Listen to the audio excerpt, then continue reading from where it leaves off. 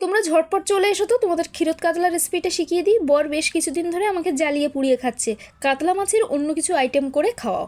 তো চলো, একটু নুন মাখিয়ে কিছুক্ষণ রেখে দিয়েছিলাম। কড়াইটা গরম হলে তেলের মধ্যে মাছগুলো দিয়ে একদম হালকাভাবে ফ্রাই করেছি, ডিপ ফ্রাই একদমই করবে না।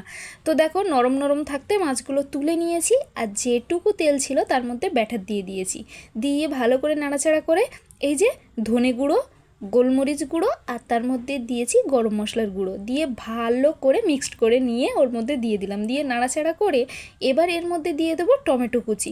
টমেটো কুচিগুলো যখন খুব ভালো করে মিক্সড হয়ে যাবে, দেখো নাড়তে নাড়তে কিন্তু একটা সময় সুন্দর করে মিক্সড হয়ে যাবে। পারলে একটু নুন দিও, তাহলে আরও ভালো হয়। আর এরকম পর্যায়ে কয়েকটা কাঁচা লঙ্কা দিয়ে দেবো। আর এটা কালো হয়ে যাচ্ছে বলে একদম ভয় পেও না, দেখো না লাস্ট পর্যন্ত সাদা করেই ছাড়বো। আর দেখো কত সুন্দর হয়েছে। আর এদিকে একটু 500 দুধের মধ্যে একদম 1 চামচ পরিমাণে ময়দা মিশিয়ে নিয়েছি, নিয়ে ভালো করে মিক্সড করে নিয়েছি। নিয়ে এই যে মশলাটা হয়ে গেছে, কালো কালো হচ্ছে, এর মধ্যে এবার সাদা দিয়ে দিলাম। দিয়ে ভালো করে সাদা আর কালোয় মিক্সড করে নিলাম। তো সাদা কালোয় মিক্সড করলে কি হবে, মনের ময়লা কি দূর হবে? কখনোই দূর হবে না।